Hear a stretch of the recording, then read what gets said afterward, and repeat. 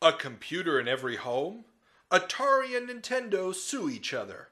And Nintendo gets its panties in a bunch over emulation. These stories and many more on this month's episode of the Video Game Newsroom Time Machine. I've been waiting a long time for a chance to say this. Stop the presses. Makes him crazy, man. What is a man? It's me, Mario. What a mess. Get over here! Please save me.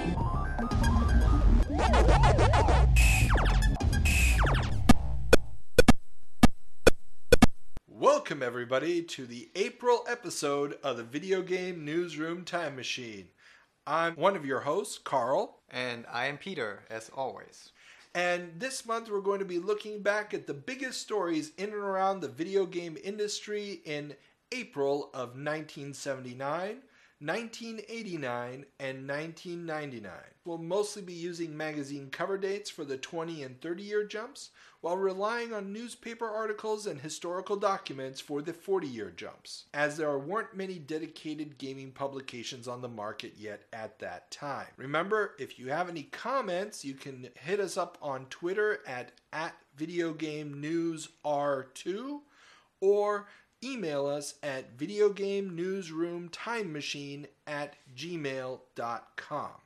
So, without any further ado, let's turn on the time machine and hit April of 1979. A computer in every home. So Newsweek magazine is reporting a fun little article about how a computer may soon be in every single home.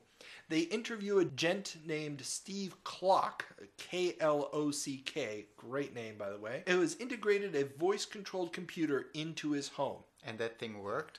Well, according to the article, yes it did. The guy was able to give commands to a speaker, to a microphone, and the computer told him whether or not the doors were locked, told him whether or not the lights were on. It was fairly basic stuff. I'm guessing it was just limited vocabulary that was recognizing through a very, very crude wave tone, but it did recognize what he was doing and check on the stuff. You know, the interesting thing really about this article is the fact that the Newsweek writer in this day and age, and we've talked about this on the show before in previous months, that the home computer revolution seemed to be on the cusp. It was in everybody's tongue. Everybody knew that this was the next step.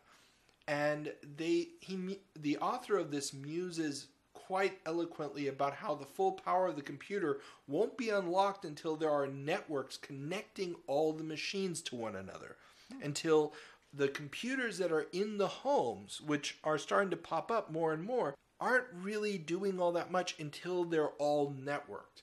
And this is pretty insightful view in 1979, but it may not be all that out of context of the time when we get to our next story. Which is privacy laws start to pop up.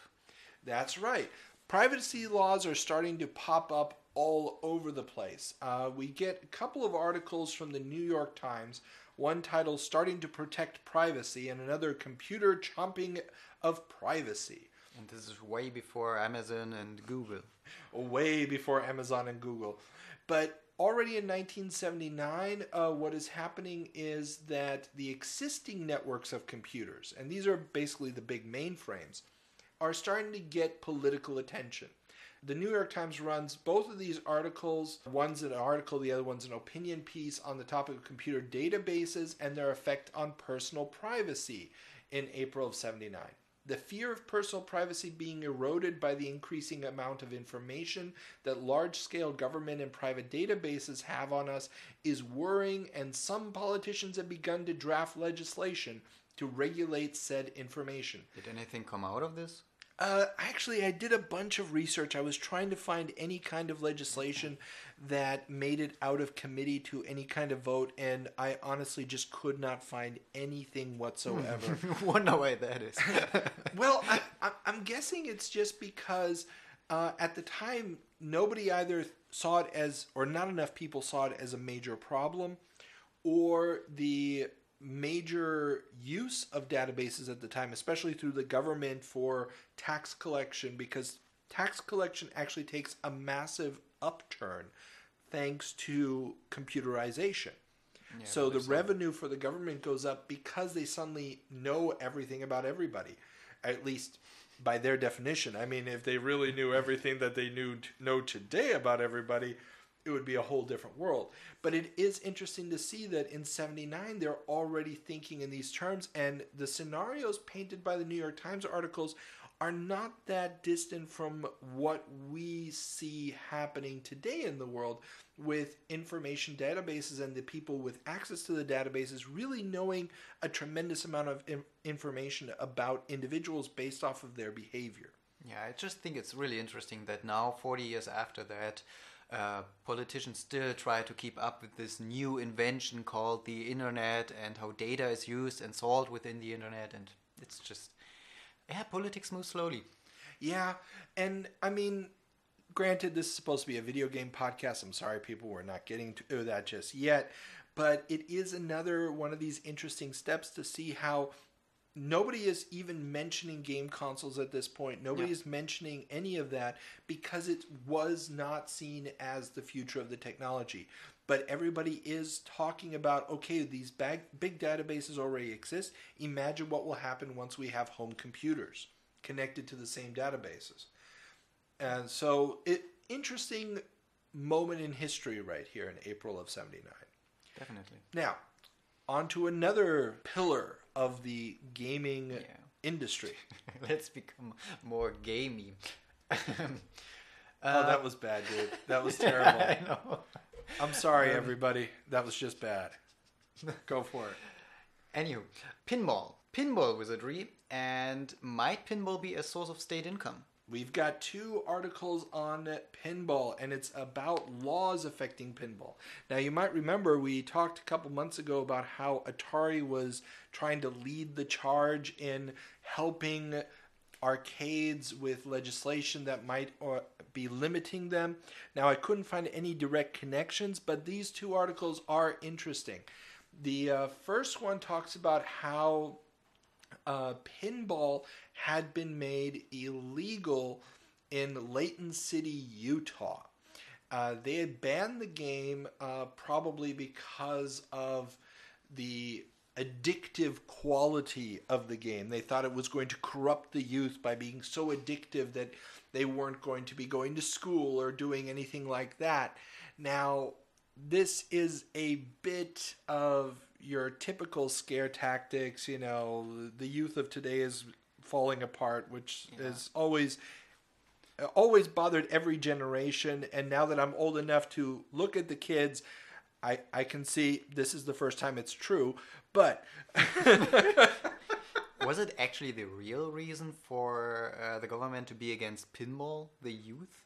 Or was there another reason behind it? Well, we can go on to a little bit of a sidetrack on the history of pinball. There's a great episode of the They Create Worlds podcast about the history of pinball that I recommend. I'll put a link to it in the show notes. But in very, very brief, the first versions of pinball were pretty much games of chance.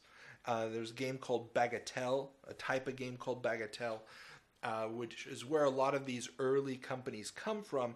And you basically just shot the ball and hoped it landed in the right place and you might win a prize.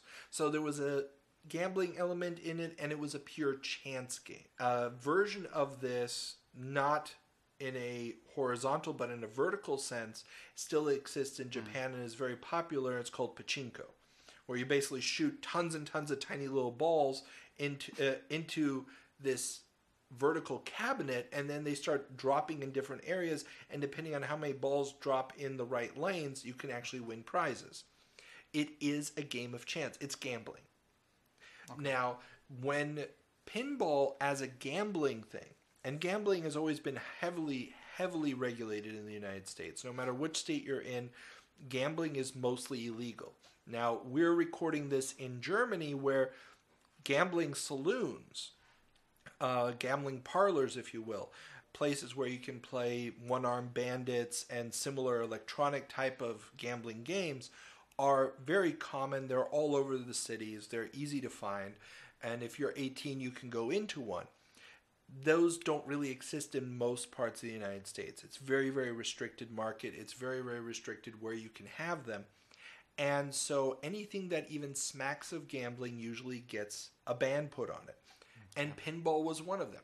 This is why I believe it's in the 1940s that they introduce the flippers, the two little bars at the bottom that push the balls up. It's not gambling anymore. Now it's a game of skill. Exactly. So this is the way they got around the gambling factor, was by turning it into a game of skill. Now, by this point in the late 1970s, there are still places that have the old pinball bans, and the new flippers have not made, new at this point, 30 years later, have not made those games legal. Okay, but the people who are able to make money out of pinball were surely not so fond of the politicians' view of it being gambling. Oh, of course not. So, and this is why a city like Layton City, Utah, and Utah is Mormon country, so very, very, stuck up.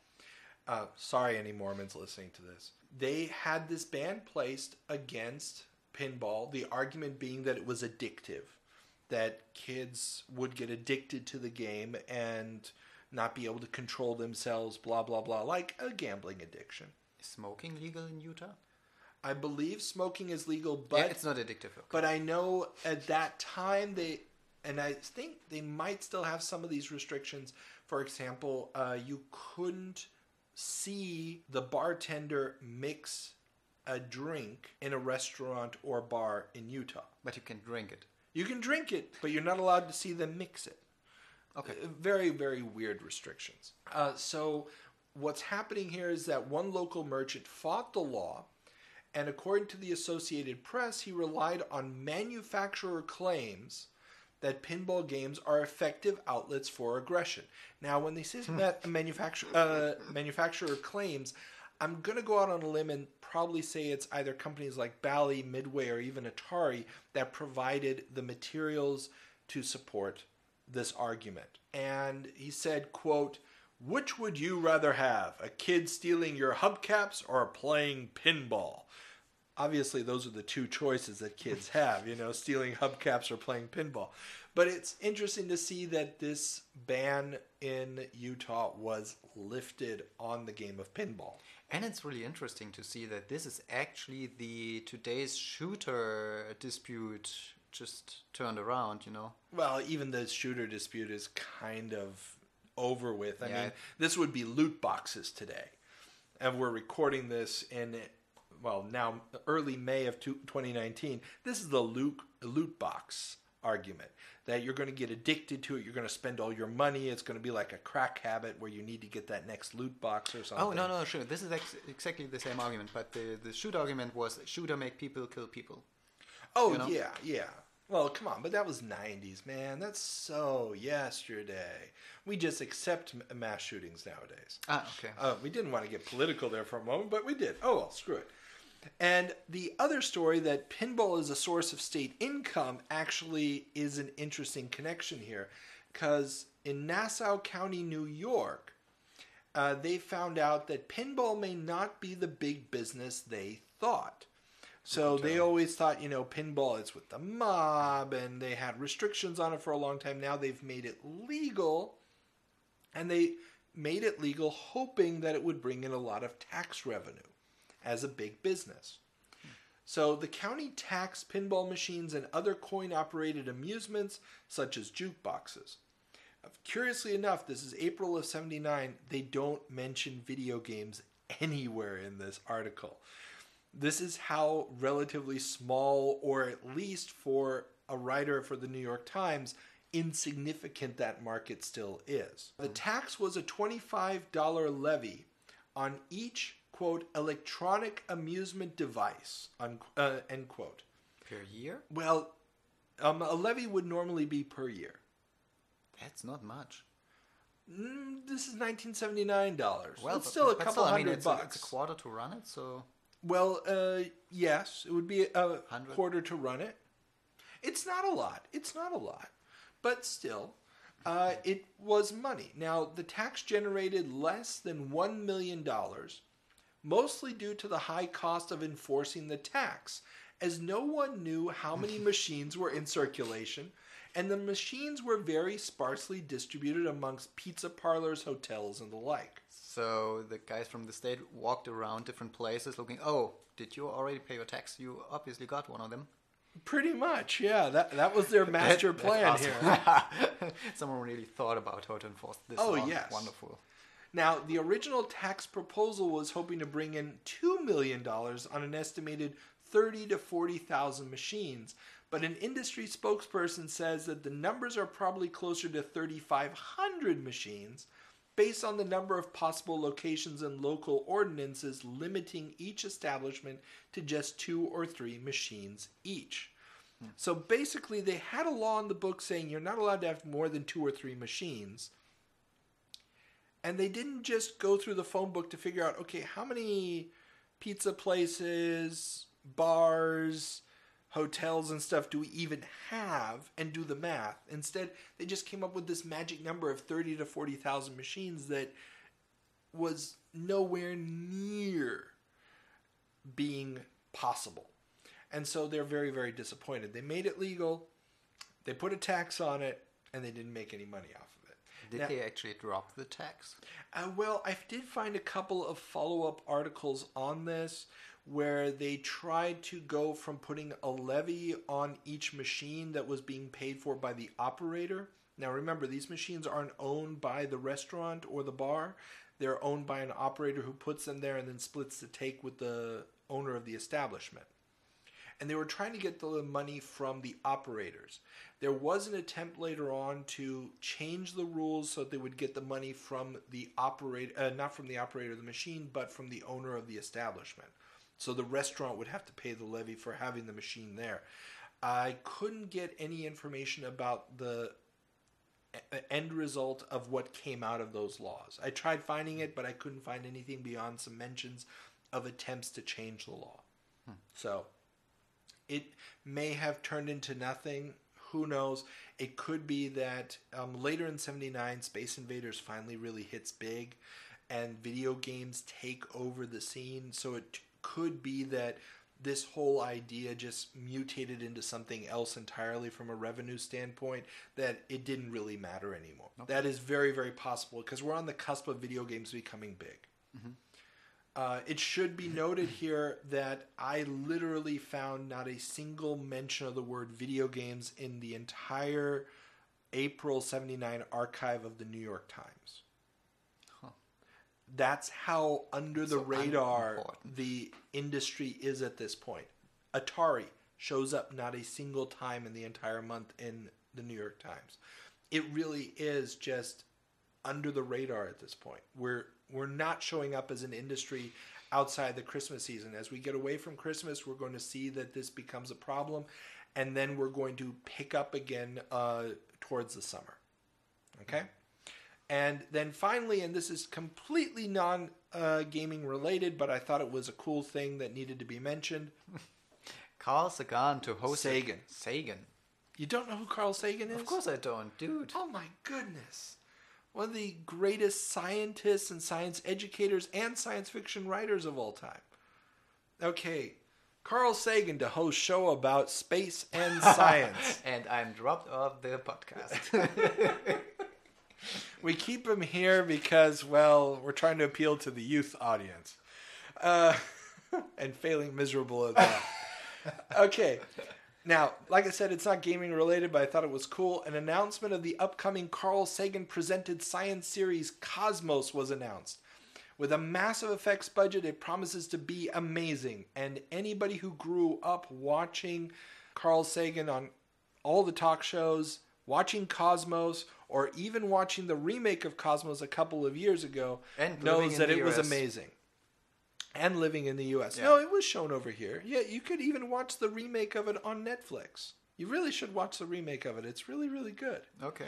But yes, so that wraps up April of 1979. Let's turn on the time machine and head over to April 1989. Welcome to April of 1989. Let's get right into our top stories. CES in Vegas shows the dominance of the NES. Despite the worldwide chip shortage, the NES still manages to reign supreme. 3 titles became multi-million sellers in '89, according to Computer and Video Games magazine: Punch-Out!, Zelda, and Super Mario Brothers. And a long list of coin-op conversions and movie licenses are on their way to meet the ever-burgeoning demand. And we all know how the movie of the Mario Brothers turned out. Well, we're talking about games licensed to become movies. The Mario Brothers movie is still a couple years away. Yeah. Don't worry, we will talk about it at length. And we might even do, hey, that would be awesome, an extra episode of just us commenting on the Super Mario Brothers movie. So everyone who is listening to us now won't be listening to us afterwards. Wonderful. Exactly. Goodbye, audience. Yeah. So there's also the new NES peripherals, the U-Force and the Power Glove, which premiere at this CES in Vegas. And it sort of becomes this theme throughout all the magazines this month. Those 2 peripherals really seem to have caught everybody's imagination. I mean, I know the Power Glove, but what is the U-Force? Okay, well, the Power Glove is a motion control. The U-Force was also a motion control. It kind of looked like a laptop. It was, you just opened it up, had these 2 black surfaces, horizontal and vertical, and what it was really doing was you would move your hands inside of it, and it would measure height and depth to basically mimic the NES controller. That is pretty awesome, man. It was pretty awesome if it actually worked. Yeah, this is another which topic. It didn't. But this is another topic. Can you imagine like surgical procedures within this kind of environment? Or whatever. I mean, whatever. I really want the doctor to have some tactile feedback when he squishes something and suddenly pieces of meat fly around. I want the surgeon present on site. Thank you very much. Oh, there are a whole lot of surgical robots that actually work. Well, I'm sure they do, but we're talking an 8-bit console, and the U-Force really didn't work too well. Okay. I mean, a lot of people talked about how great it was at CES with Mike Tyson's Punch-Out, but ultimately this was not a very... It didn't really work. Yeah, but did the Power Glove work? No, it was even worse. The Power Glove was absolutely terrible. It relied on you hanging some sensors off the corner of your television set. So basically like the Wii U bar, but now with 3 sensors, one on the corner, one in the middle, and one on the dangling on the side on these bouncy cords, which may or may not shift with time. And so the longer you had it hanging there, the deeper the thing would fall. So it would also throw off your sensors.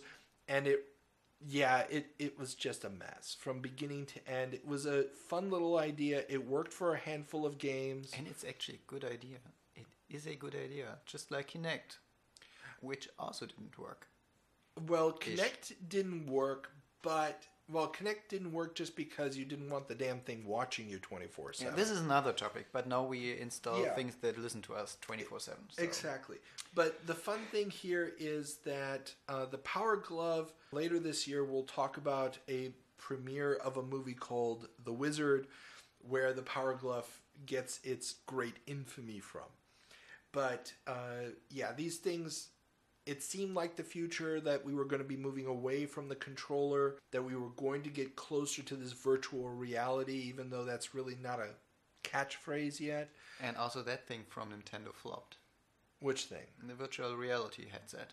From Nintendo? Yeah, they had one. No, Nintendo... Oh, you're talking about the Virtual Boy. Do I? Yeah, you're talking about the Virtual Boy. That wasn't virtual reality. Ish. That was just bad. Headache. Yeah, no. That didn't have any kind of motion control, and also didn't move if you moved your head. You literally had to keep it steady on the ground or duct tape it to your head. And if you duct taped it to your head, you were probably going to be blind within the next 30 minutes. So, whatever the case may be. No, it was an interesting time. Now, these peripherals, interestingly enough, are not coming from Nintendo. Mattel is the one making the Power Glove.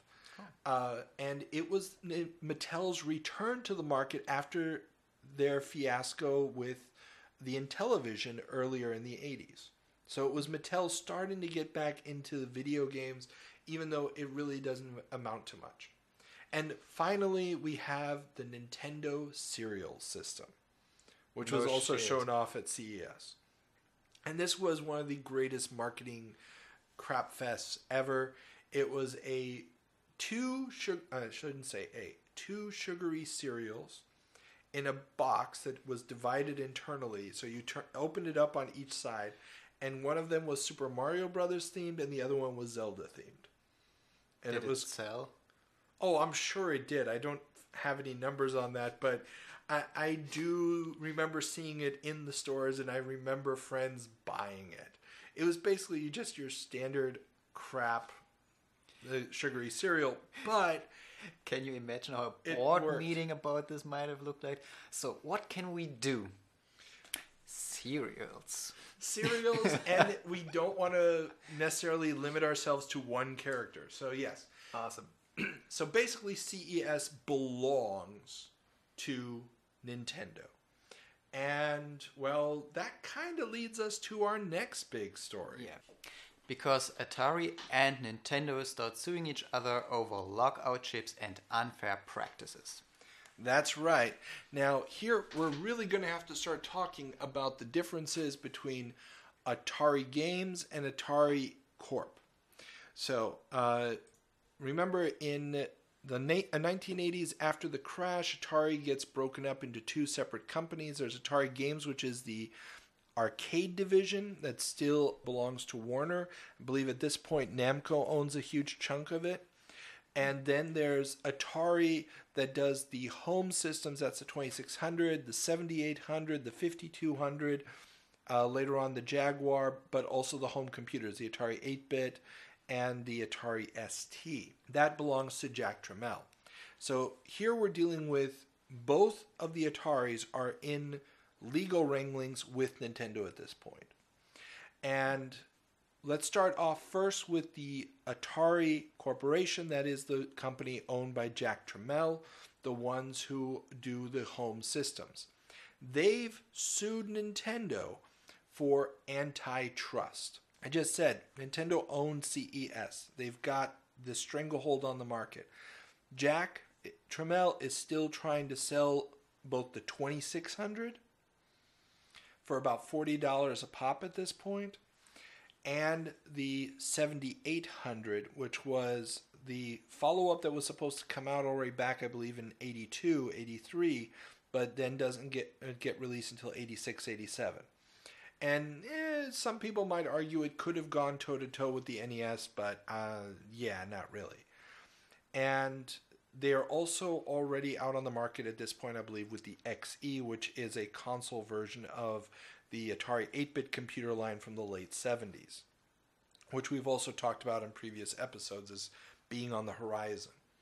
So what we're dealing with here now is they don't feel that Nintendo is playing fair on the market. Nintendo, while it is very restrictive on many of its game publishers, and that may or may not be legitimate, they do have some bad tendencies to be a little bit overzealous when it comes to convincing retailers not to stock other people's products.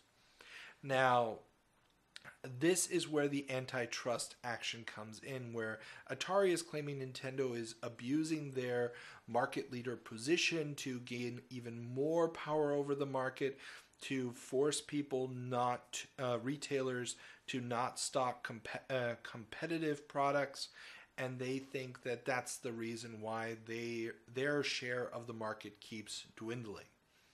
So that's the first big one. We are losing. How can we save it? Basically, why aren't people buying the product from 1977 anymore? I don't understand. So that's the first Atari lawsuit. Now, the other one is Nintendo suing Atari Games. And not just not Atari Games as such, the arcade division, but their home console division called Tengen. Now, like I said, Atari was split up. The home rights went to Jack Tramiel, so the Atari name couldn't be used for ports of games that Atari Games released in the arcades. It had to be a new name, and they chose Tengen, which was also a term from the game Go, which is where Atari originally comes from. So Tengen was originally a licensor. They got all the legitimate stuff from Nintendo to do licensed games for the NES. They were also, like I said, partially owned by Namco, so I believe their first lineup of games was RBI Baseball, Pac-Man, and there was one other game. I can't remember if Gauntlet was already part of that lineup or not, but Gauntlet may have come later. So Tengen was releasing legitimate NES ports of arcade games at the time, but then they decided that they didn't really want to be limited to Nintendo's policy of only 5 games per publisher per year. They didn't want to have to let Nintendo manufacture all of their cartridges. They did not want to pay the licensing fees. And, well, they went ahead and kind of copied the Nintendo lockout chip. But they still wanted their games being playable on the Nintendo system. Oh, of course, because that's the system everybody had in their homes. And so, in order to do that, they had to bypass Nintendo's lockout chip. And this was a chip on the motherboard that would talk with a specialized chip that was in every single game cartridge. Mm-hmm. And these two chips would basically say, oh yeah, I'm a legitimate chip. Okay, now we will play you. If that connection wasn't made, the game wouldn't work. Isn't it prohibited to circumvent this lockout thing because the one who owns the system clearly doesn't want other people to use it? Well, not wanting you to use it and being illegal to bypass it are two different things. I mean, legally speaking, especially under American law, you can play around with the stuff that you buy. You can legitimately make alterations to your system. This is why it's not illegal to for mod yourself, hardware. This is true. But Yeah. to sell something like that? Well, it's not illegal to sell a mod chip. Okay. So you can legally modify it. You can take it apart. You can turn it into a toaster for all they care. You've bought it. You can do what you want with it. Now, what you can't do is copy somebody else's intellectual property. Like the code that's stored on the chip. You're not allowed to copy that. They didn't just plainly copy it. Oh, Tengen did just plainly copy it. Now, the story is, of course, a little bit more complicated, and we'll probably get to some more details once the lawsuits start to resolve a little bit. But in a nutshell, Tengen went to the patent office, lied about a lawsuit that they had running with Nintendo, got copies of the patent chips, and copied it 1-to-1. And the patent office was just plainly given it to them. And no, they were lied to. The patent office was lied to. And no one cared to check whether or not they're being lied to. It's like, yeah, okay. Well, I mean, when people are coming there and telling you that they really have it, under penalty of perjury, basically they can go to jail for lying to the patent office. You kind of take their word for it. Okay, so they sent the janitor. There may or may not have been. There may or may not have been bogus documents created to prove it and stuff. It gets really hairy. It gets really nasty. Tengen did some nasty stuff right here. Desperate. Not just desperate. It was just greedy. I mean, if they had brought out 5 games a year, especially because they were working with Namco, and had they just done what Konami did. Konami at this time has 2 labels. They're allowed to bring out 10 games a year because they bought up another company's publishing rights. So now they had 2 labels. So you had 5 games coming out under Konami's label every year, but you also had another 5 games coming out under the Ultra Games label. They both belonged to Konami. They were both in the same building, but because they were paying 2 licensing fees, they got to do 10 games. They just had to open it up under a different publisher name. Which is really not a big thing to do. It wasn't a big thing to do, and it was clearly there. It's just Atari Games didn't want to pay that money. And remember, Atari Games is making arcade cabinets. They've got a tremendous backlog of old arcade games at this point because they never stopped making games. Okay. So The NES has only been on the market, or has been a major power on the market, for about a year and a half at this point. 2 years max. Which means that all the games Atari released between about 1983 and 1987 haven't been ported to a home system. There was no home system to port them to. And they wanted to put their old stuff on the home console market. They're releasing Pac-Man in 1989 on the NES. Okay? I remember seeing the ads for it in comic books and in magazines going, seriously? You're trying to sell me Pac-Man? Not even a combo of Pac-Man and Miss Pac-Man in one cartridge, or Pac-Man, Miss Pac-Man, Junior Pac-Man, or Pac-Man Junior, sorry, Super Pac-Man, and Pac-Mania. Like all the variations in one cartridge, which wouldn't be a problem. They are literally selling Pac-Man as a standalone game cartridge on the NES. Okay. And it didn't make any sense to me at the time that anybody would want to buy this, not in a day and age of Mario Brothers 2, Contra, and so forth. But Tengen had a market, and there was so much demand for games at the time, nobody cared. It just was the way it was. So, yeah. Basically, these are two lawsuits. The first one, Nintendo really did some bad stuff. They could have lost this. There's a lot of indication that they thought they were going to lose it. And then they miraculously won, probably just because Jack Tramiel was so cheap that he went with a cheap law firm. Who knows? But the Nintendo versus Tengen suit is definitely going to go the way of Nintendo, and it won't be the last lawsuit between these two, but we'll talk about that when we get there. Okay, on to our next story, and we're sticking with Tengen. Yeah, speaking of Tengen, Domark cuts a deal with Tengen. Domark was a UK game developer, probably best known for their licensed games including Trivial Pursuit, various 007 titles, Friday the 13th on home micros, not the horrible LJN game. This wasn't much better, mind you, but it wasn't the horrible LJN game, etc. Now, Domark was started by two ad agency executives in 1983, Dominic Wheatley and Mark Strachan. They weren't programmers. So the company mostly developed their games through outside contractors. They had released 3 arcade ports by 1989, all 3 being ports of the Atari Star Wars arcade games from the early 80s. My guess is they didn't really care about doing arcade ports, but the idea of the movie license caught their eye, and the movie license was still with Atari Games. Lucasfilm, which has been around as a game developer for many years at this point, has yet to do a Star Wars game or even an Indiana Jones game. Both of those licenses were with Atari. Where did they get the money from for such a... I mean, the licensing fees for a new company, they must have been prohibitive to make a game. You mean Domark? Or... Yeah, for Domark.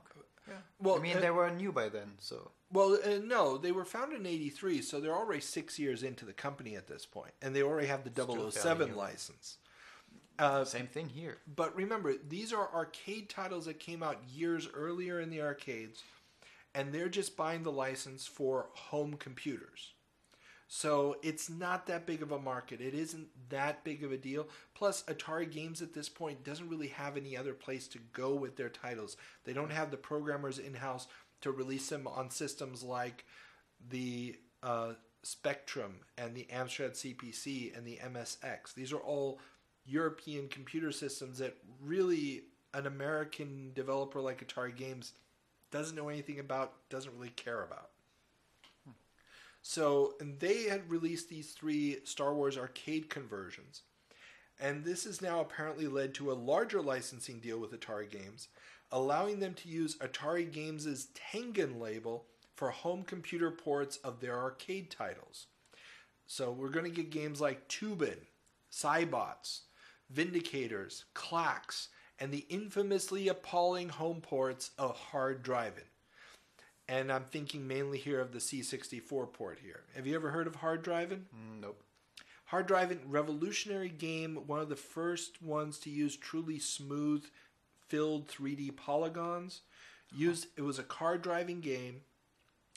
You were on an open track, and you sat in a cabinet with gears and everything. It was really a very realistic feeling driving game. And they brought it to 8-bit computers running at under 2 megahertz a pop. Huh. Still feeling realistically? If by realistic you mean a weird dystopian 2-color slideshow where no matter what you do, you're going to hit the first car that you see, Yes, this is exactly what I mean. then you got it. Wonderful. The Commodore 64 port was so bad, they didn't even bother releasing it as a standalone game, but they threw it into some software bundles later on.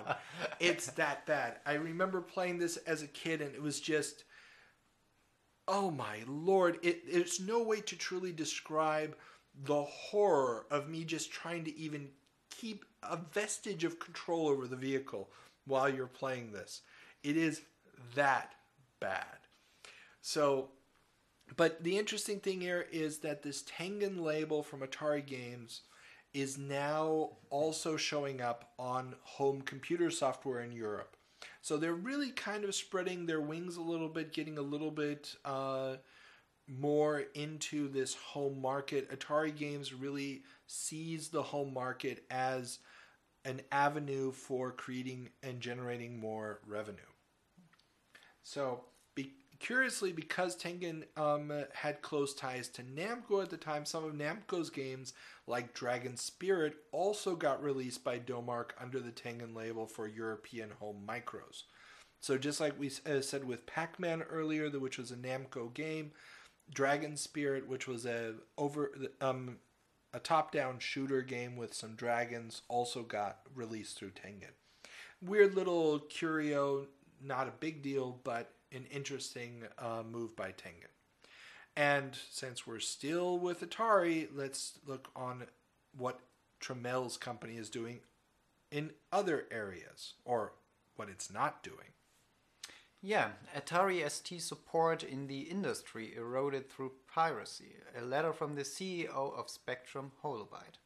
And here we're going to the American magazine Computer Gaming World. Gilman C. Louie. And he writes a very candid letter about the state of the ST market. Now, the Atari ST was Atari's 16-bit home computer. Similar to many other computers at the time, it was a keyboard computer. It was released in 1985. It was jokingly called the Jackintosh because it was a low-budget computer that had a graphical user interface similar to the Macintosh and a mouse. And it was basically Jack Tramel's first big machine released after he took over Atari and after having been kicked out of Commodore. Now, the ST market by 1989 was already quite mature. And, well, it wasn't looking too good. Now, in Europe, it still had quite a foothold, but it was getting its butt kicked by the relatively newly released Amiga 500, the low-budget version of the Amiga. But in the United States, there had been several letters already to Computer Gaming World asking them why they weren't covering the ST more. And this letter by the CEO of Spectrum Holobyte, famous for the Falcon flight simulators, and at this point, the American subsidiary of Mirrorsoft, is kind of a wake-up call, and it explains, breaks down the numbers for development costs for a system with widespread piracy like the ST. And he talks about how ports to systems like the ST or even the Amiga are done by outside contractors. They weren't done in-house, that they put a lot of time and money into it, and these outside contractors really weren't going to make any money unless enough copies of the ST version of the Falcon Flight Simulator sold well. And the fact that the game was almost immediately available on bulletin boards all over the world, and that the number of units sold was minimal at best, was the reason why the ST was basically a dead platform. And now Louis uses his letter to be more of a call to arms against piracy and so forth, but it's also a very interesting look at the numbers in the industry at the time. And there was no way of protecting the software from being pirated. Now, the problem is software piracy protections have always been just something that's going to be a pain in the ass for the person who buys it legitimately, and the pirates are always going to be able to break through it. I mean, the moment you have to load something into the memory of the computer, it's open for somebody to copy. Sure.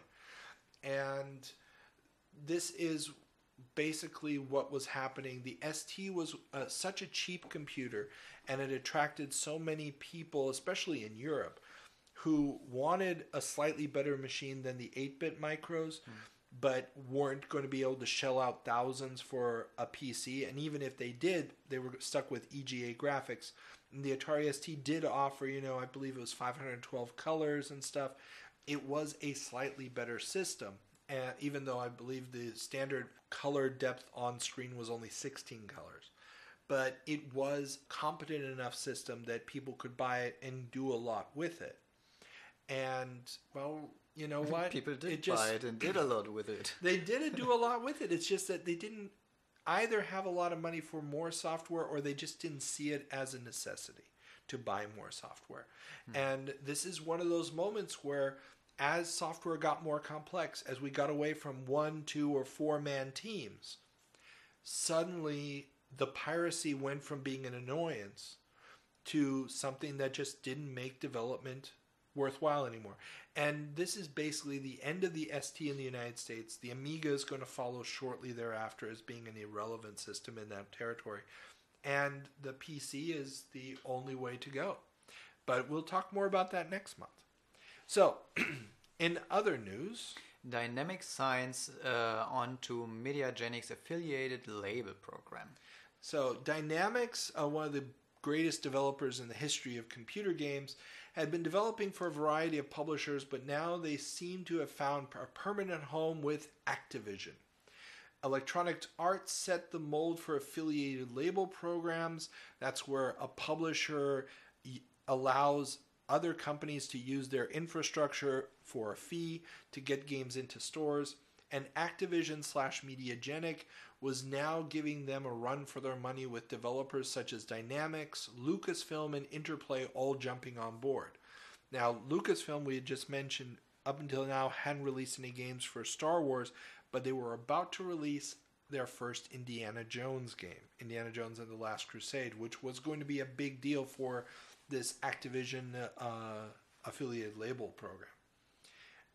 Now, games like A-10 Tank Killer, Flight Simulator, Die Hard, which on the Commodore 64 was a big multi-screen action-adventure game, and on the PC was a pretty groundbreaking 3D game where you saw the character from behind using digitized graphics and a fully 3D rendered world of the tower you were running around in. Very impressive to look at. Granted, it had some gameplay hitches, but it was impressive as hell to see it back in the day.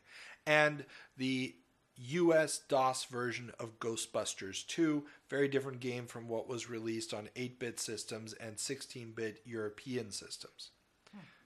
Now, next topic. Mirrorsoft launches Defenders of the Crown on CD with limited 200-unit print run. Yes, the world's first, according to the Games Machine, CD-ROM game. Now, at this point, CD-ROMs are starting to come out, but they're still very, very expensive, and it's mostly just reference libraries and so forth are coming out on CD. The fact that Mirrorsoft has financed a CD port of Defender of the Crown, even though it's just a DOS EGA version of the game, that still has to be installed to the PC's hard drive, but then streams audio in certain moments of the game from the CD, is a fairly big deal. And let's face it, if you were going to push new technology, Defender of the Crown wasn't a bad way to go with it, since it was the game to show off the graphics of the Amiga back in '86. So it's one small step. The fact that it only would work with a very specific brand of CD player, I believe a Philips CD player at the time, because there were no standards yet for the CD-ROM formats, is a minor technicality. And surely limits the market. Oh, dramatically. But at that time, they were still feeling out what system was going to be a big deal. And we will talk more about that next month. There's a story coming up on that. So yeah, CD-ROM, it's coming. We just don't know what shape it'll take. And Defender of the Crown, Cinemaware, is spearheading the charge. And finally, Scott Orr leaves GameStar, which is not a magazine, as I've learned. yes, GameStar is one of the bigger gaming magazines here in Germany, but this is not that GameStar. Scott Orr is a legend of computer sports games and the founder of GameStar, which was a company that specialized in sports games, especially back in the Commodore 64 and Apple II days. Now, he's left the company he founded. He sold it several years earlier to Activision/Mediagenic, but continued to run its operations. GameStar was famous for making sports games in the 80s and the Howard the Duck game, but the less said about that, the better. Now, his new venture, Season Ticket, will be a consulting firm to help companies develop sports titles.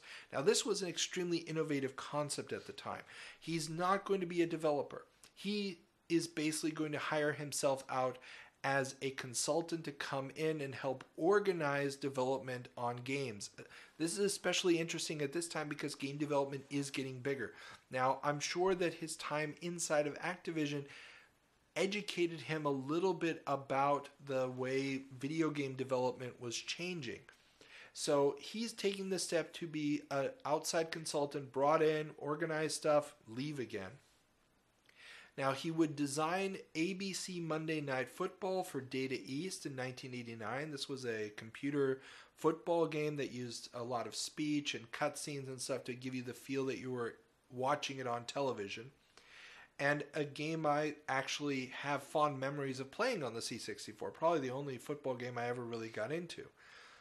Now, this would lead to him being brought in to redesign Electronic Arts' John Madden Football when they wanted to port it to the Sega Genesis. Now, Madden Football, one of the biggest franchises in the world, had originally been released for the Apple II, was basically a bit of a clusterfuck because, pardon my language, because the Apple II just wasn't capable of moving that many characters around the screen and so forth.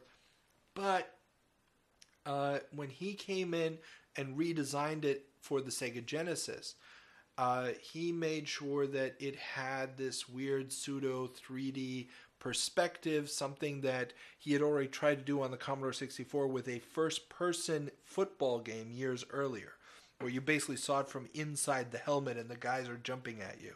It's kind of a freaky thing to look at.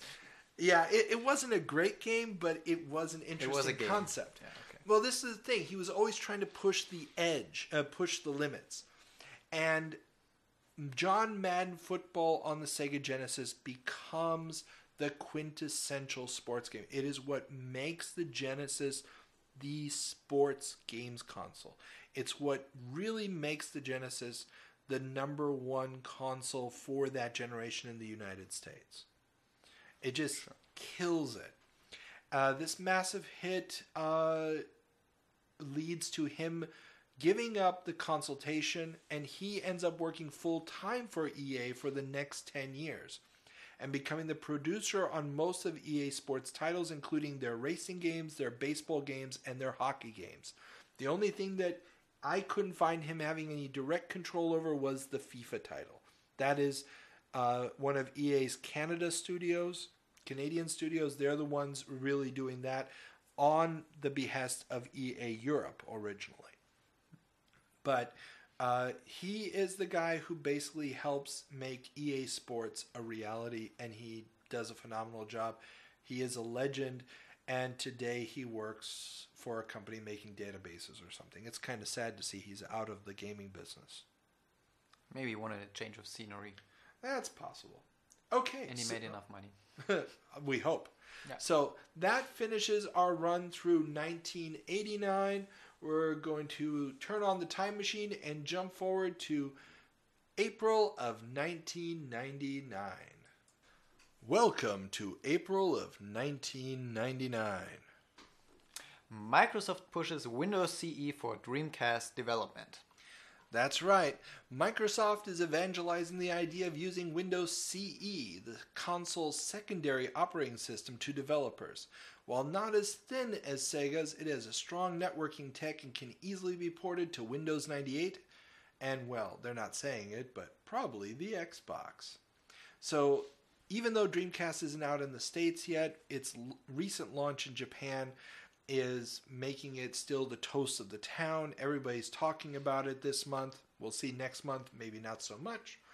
And the fact that Microsoft cut a deal with Sega that the Windows CE operating system, or at least a spec down version of it, this was their portable version for PDAs and so forth. So before we had smartphones, you'd have these little devices, monochrome screen, and they actually had a version of Windows that would run on there that was fairly compatible with regular Windows. Mm-hmm.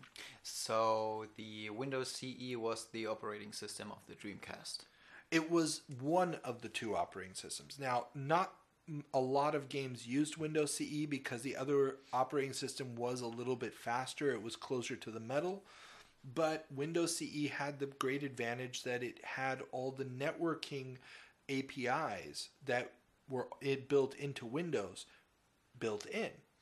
So this meant it was easier for a company to create a network-enabled game, or, and this was really the point of it, to try to entice computer game developers, to develop for the Dreamcast by easily porting their Windows code over to the Dreamcast. Okay.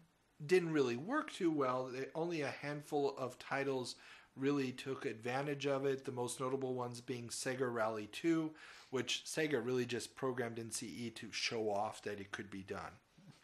Tomb Raider Chronicles, basically a tech, well, it was more than a tech demo, it was an amazing game. It just wasn't really something they needed to do with CE, but they really wanted to help Windows CE be promoted. And finally, Virtual Cop 2, another Sega arcade game. So they used it for a bunch of other little things, like little puzzle games and whatnot. Most of them had some kind of online component, but that was traditionally or typically only in Japan. So now, our next story, also since we're talking about networking. Yeah, Agora Interactive launched their GATE arcade system to integrate satellite networking into arcades. And here we're seeing a weird little push from the 90s as the arcade starts to feel that they can't compete on graphics anymore with the PlayStation and the Dreamcast coming out. They need to have the next shiny thing that the consoles can't do. And Agora Interactive is one of these companies, together with others like Midway with their WaveNet system, where they're basically adding network games into arcades. The idea would be that you'd be in the arcade and you're popping your quarter into Ultimate Mortal Kombat 3, and then you wouldn't be playing against some person standing right next to you. You'd be playing against somebody on the other side of the country. So you do not have to talk to anyone in the arcade anymore. Yeah, I mean, you tried to avoid that most of the time anyway when you were in the arcade. But yes, that would be the idea. It's probably an idea that was too early. I found several notes about the development of this from former Midway developers online. And the idea was a fun little one, but it didn't really have legs, probably because they didn't bother setting up any kind of servers to maintain scores and rankings and a save system. Unlike the Golden Tee golf game series. For those who aren't familiar, Golden Tee is a now very, very long-running golf game. Uses a trackball, and you find these cabinets all over restaurants and bars in the United States, and they're all networked with one another. So that if you go from one town to the next and you pop a couple quarters or a buck or whatever into Golden Tee, you're going to be able to find your leaderboard ranking again. And they have online tournaments that happen at very specific times, but also they'll have online tournaments that will last a period of time, months or weeks or whatever, and you can compete in that tournament and try to move up the ranks and everything else, and you'll be able to see where you are on a national and on a local and a regional level. Yeah, but this is asynchronous playing. The Yes. Mortal Kombat one, for instance, you would pop in a quarter and you would just wait until somewhere on this planet, or most likely somewhere in the US, someone also popped in a quarter. And how did the pairing of players work? I couldn't find any exact details on that, but I'm guessing because they only had like 4 or 5 locations in their test run and it never made it to any widespread use, that it would literally just be waiting for another player and then it would start playing as soon as somebody else put their quarter in. Or it was like a regular arcade game where you would start the game playing against a computer, and then when somebody else threw a quarter in, they would interrupt your match against the computer, and then you would start a match against the human player. That's how I think this is annoying. you know, you're just playing the computer and someone bloop, hey, here I am. Play me. Basically, and this is an experience that I had very often in the arcade because I was never that great at those type of games, but I would enjoy trying to get as far as I could against the computer. And you're just trying to play along, and then some asshole comes up, pardon my language, and throws in his quarter, and suddenly now you're playing this other guy who's about to kick the crap out of you. And the problem is that person really doesn't want to play against a computer. They're hoping that you're going to throw in another 10 quarters and keep playing against them. And you're like, no, I'm done. And you walk away and they're just like, oh, really? And you'll see them just abandon the machine a few minutes later. And you can go back and play the computer. Well, again. yeah, I'm not going to wait around until this guy leaves and then grab his scraps. I have a little bit of dignity left. Not much, mind you, but a little bit of dignity. And when it's offline, you can kick him. Yeah, something like that. No, the whole problem is that the idea of massive mainstream multiplayer doesn't really take off until we get asynchronous play with things like Farmville and whatnot later. So not until you can play games while sitting at the toilet. Hey, never underestimate the wondrous beauty of being able to play while sitting on the toilet, okay? No, but this is really the thing. This synchronous online play just wasn't going to get anybody anywhere. You needed the community aspect, you needed the leaderboard aspect, you needed the long-term build-up, and they just hadn't figured that out, I don't think, at this point. If they knew what we knew today, they may have been able to make a go of it at the time. But it just wasn't going to happen. Moving away from the arcades, our next story is about the first Classic Gaming Expo, which is being announced. Yes, the first Classic Gaming Expo, which was actually a continuation of a previous convention called Atari World, was going to be held in Las Vegas. Now, this Classic Gaming Expo was important from a few standpoints. First off, it was the first public appearance of the founder of the home console market, Ralph Baer, the creator of the brown box that would later become the Magnavox Odyssey. It was the first time he showed up at a convention talking about his invention. And for me personally, it was important because I actually went to that first Classic Gaming Expo. I was there. You were there? Yes. I was there. I was there when he took the stage. I mean, it was an important thing because he actually had the original brown box on the stage. He plopped it right down. He hooked it up. He showed that it worked. The bear brought the brown box? Bear brought the brown box. Okay. Say that 5 times fast. I can't. But, I can't even say it once. And it's interesting because looking through this old copy of Next Generation issue 52, I had purchased that. I found out that this expo was going to happen, and me and my buddy Adam, we flew out to Vegas and we went to this convention, and it was an amazing experience. I also got to talk very briefly with Joe DeCour. He was a protege of Jay Miner. Jay Miner is the guy who created the video hardware for the original Atari 2600. And together with his team, Joe DeCour was a member of that team, would go on to develop the Amiga computer. Things like the Blitter chip and everything comes from him. And Joe DeCour at the time was working for Microsoft, and curiously enough, connecting back to our 1979 story, he was telling us how at the time he was the head of Microsoft's home networking division, and he was telling us how he controls everything from the heating and the lighting in his home with computer panels built into his home back in 99. He also had the blueprints for several of the Amiga's chips, the Agnes, and so forth. It was quite interesting. We asked him if we could take pictures, and he was like, no, he wasn't sure because the Tremels were still out there suing people. It was quite weird to just see him, just react and mention the Tremels in these hushed tones, because they had driven the entire Amiga team through the ringer in court for many, many years. That's a story we will get to at some point. And also Joe DeCour was on the team that developed the technology that would later become USB. So this was a very cool time. Got to meet a lot of interesting people, and it was a great little convention. So it happened for several more years on a yearly basis. I only went to the first one.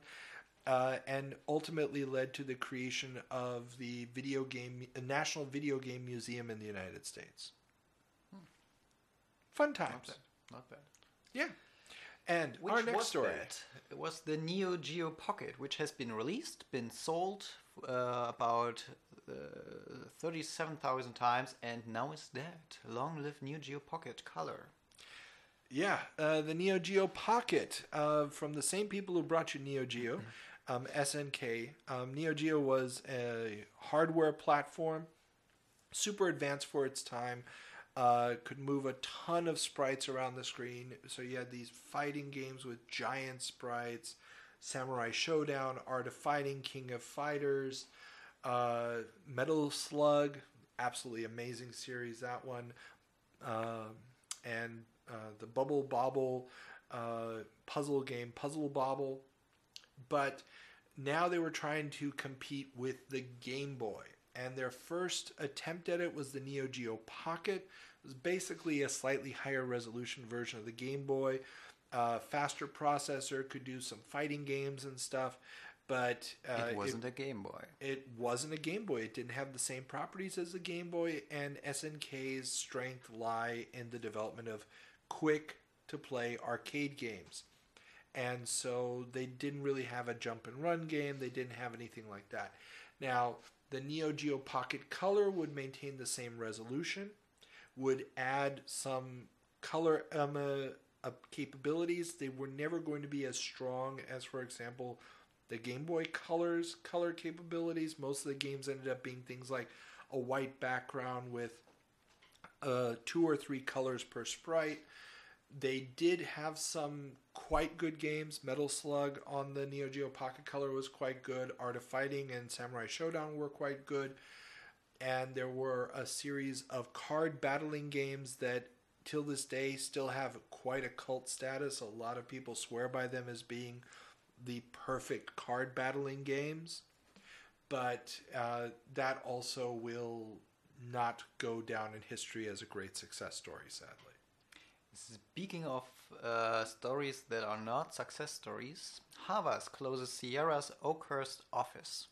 Oh yes. Now, Sierra, the famous maker of point-and-click adventure games, the ones who created the point-and-click adventure game originally with King's Quest, and they were famous really for the fact that they weren't a Silicon Valley company. Their headquarters was in Oakhurst, where Ken and Roberta Williams had founded their company originally back in the early late 1970s. The little town of Oakhurst was a bit of a mecca. I remember reading about it as a kid, thinking, oh, it would be awesome to go out to Oakhurst, in the mountains of California, beautiful forests, and then this giant building that is dedicated to Sierra. And well, Ken Williams had sold the company to Havas. It was a French conglomerate that had purchased it up. And while a lot of the key creative talent Ken and Roberta Williams, Al Lowe, Scott Murphy had all moved up to Bellevue outside of Seattle a few years earlier.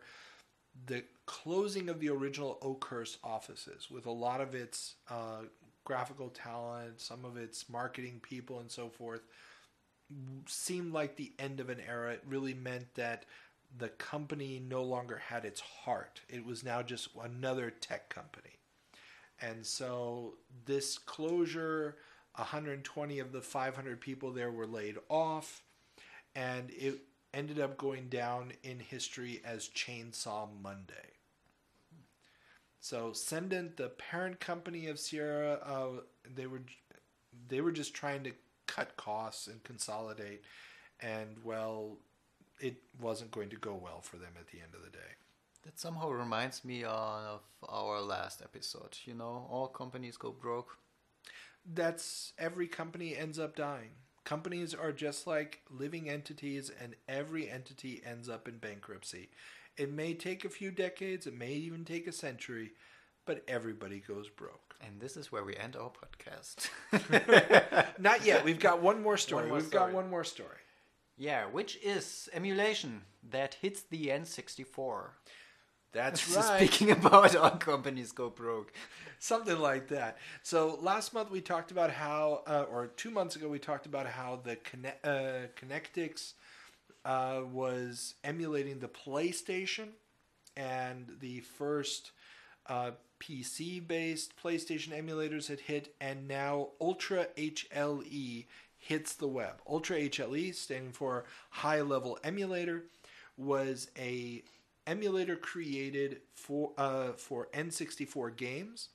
I vividly remember when this hit the web, Nintendo jumped on it, not like they don't do today, and they tried to pull it down from every site that they could, to no avail.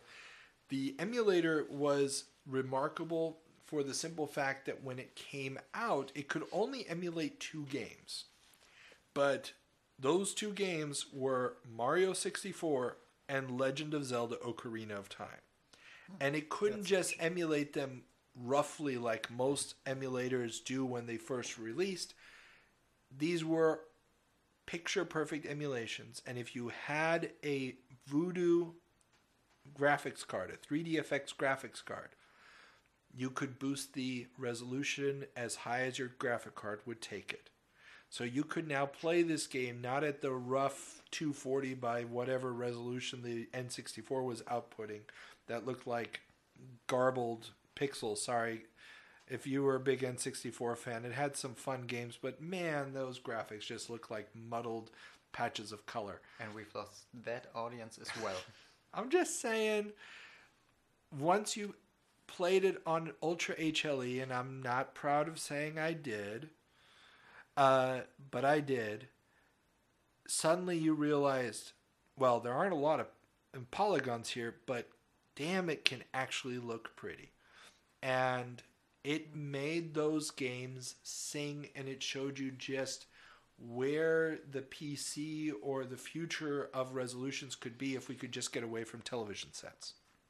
It was quite impressive. It was a technological feat, and it really did kind of give everybody this feeling that we need to move consoles forward, that the consoles had, at the time, the PlayStation and the N64 just were not pushing stuff the way they should have, and it made the advent of the Dreamcast all that much more pertinent and necessary as quickly as possible.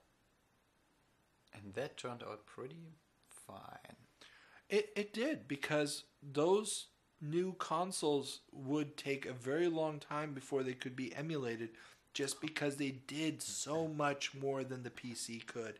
They really just leapfrogged ahead, and it showed that you needed to do a lot more. You needed to offer more to people. Just because now that everybody had the internet, like we were saying in our earlier segment about 1979, the true power of the computer came when they were all networked. This is the period when everybody had to have a PC at home. PC prices are dropping. if the consoles were going to survive, they were going to have to do something spectacular. And the Dreamcast and the PlayStation 2, they delivered on that spectacular. So, but again, we will talk more about those systems next month. So, that ends our travel through time, April 1979, 1988, 89, sorry, and 1999. Any final words before we leave? Yeah, next time we should try not to end with all companies go broke or getting pirated. Oh, come on. That's half the fun of this. Again, if you guys want to get a hold of us, if you have any comments, questions, remember to subscribe on whatever feed that you're listening to this on and leave comments. Leave lots of comments. Comment as much as you want. 5-star ratings or whatever your system allows you to do. And also, and this is a little special announcement, we are opening up a Patreon. Not because we want to get rich, but our current host, Libsyn, is charging us a certain amount every month, and it is limiting the quality of the audio that we're outputting just because of the megabytes that we have for storage every month. We'd like to up that, so we have the lofty goal of collecting $10 a month through Patreon. If we get enough money, if we get 10 people donating $1 a month, we will upgrade our Libsyn account, and that will then mean that we will be able to encode this with a slightly higher quality audio, maybe even add some stereo sound effects. Wouldn't that be nice? Wouldn't it? Yeah. Yeah, I'd like it surround. would be nice. Surround sound. No, dude. Then we have to buy more mics. Screw that. So, Yeah, screw the $10. Give us $10,000. You'll get surround sound. we're not trying to be greedy here. So please check in the show notes. We'll have a link to the Patreon. And, well, until next time, have Bye. fun.